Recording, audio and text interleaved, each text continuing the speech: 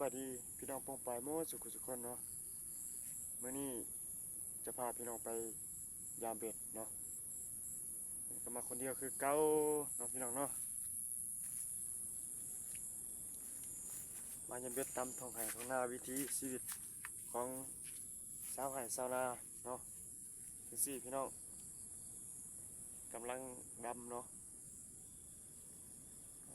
ดูบรรยากาศงามพี่น้องยามมื้อเช้าเนาะ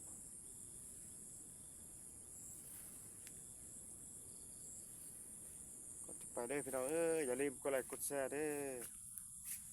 อย่าลืมกดติดตามเนาะ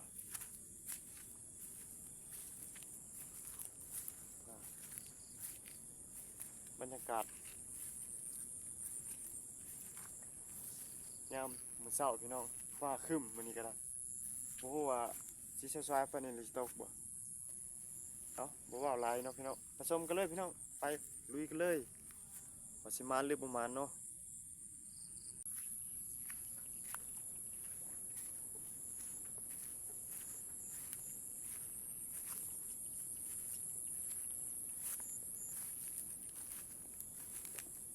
ว้าวพี่น้องโอ้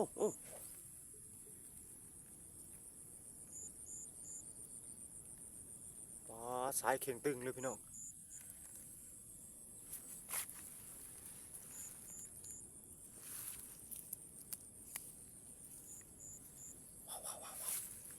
ยังอยู่พี่น้องยังอยู่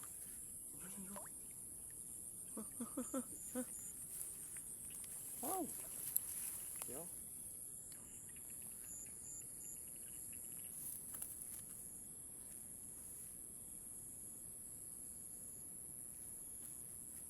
ลุ้นกันพี่น้องลุ้นกัน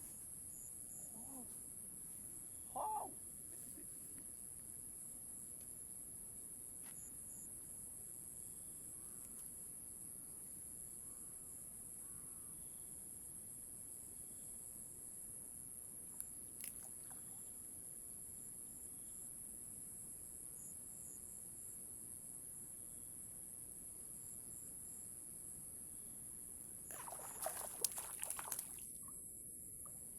ลุกพี่น้องลุก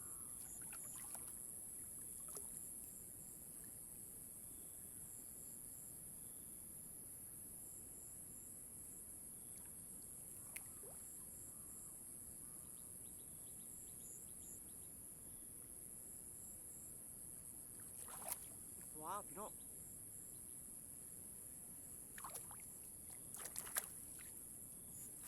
นี่ว้าวว้าวพี่น้องว้าวโอ้ใหญ่เลยเนาะ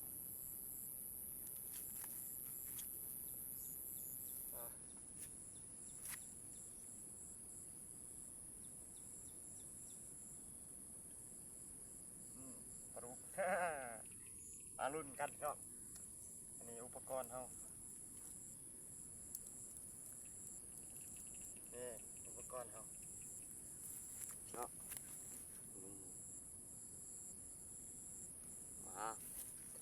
มางัดเงี้ยงมันออกพี่น้อง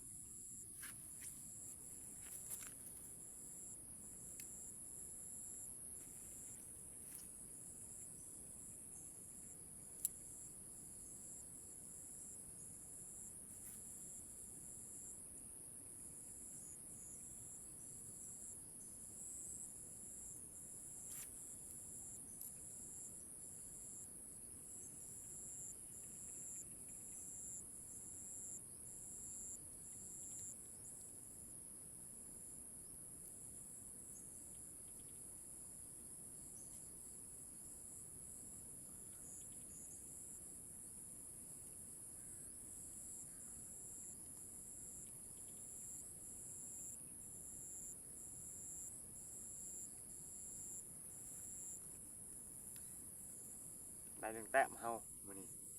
เฮ้ว้าวได้หนึ่งแต้มพี่น้องได้หนึ่งแต้มไปลุยกันอีกเนาะว้าวนี่คันกงของน้องเลยพี่น้องคันกงเลย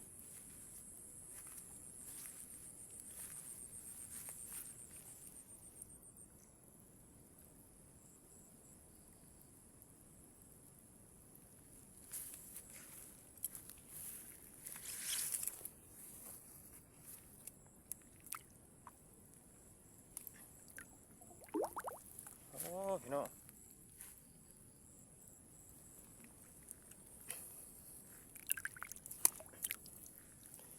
ถือปลาคอวะฮ่าถือปลาคอ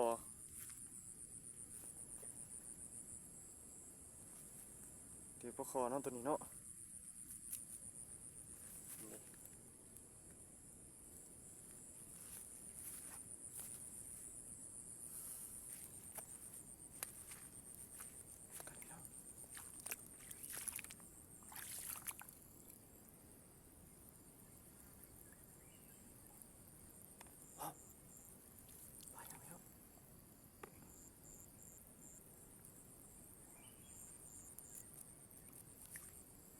ปลาเสียมใช่เนาะ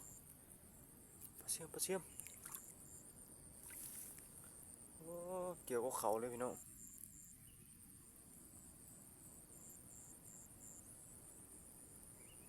เกี่ยวกับเขาเลยเบิ้งโอ้โห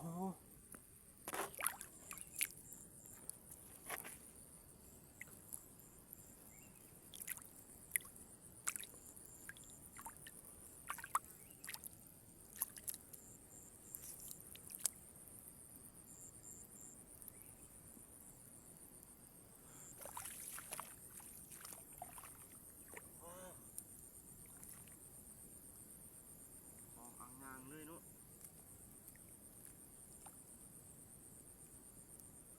เอาอ่างงาง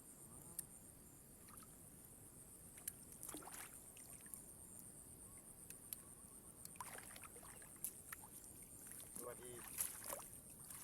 เนี่ยปลาเสียมเนาะอ่ะได้3 แต้มมานี่ได้3 แต้ม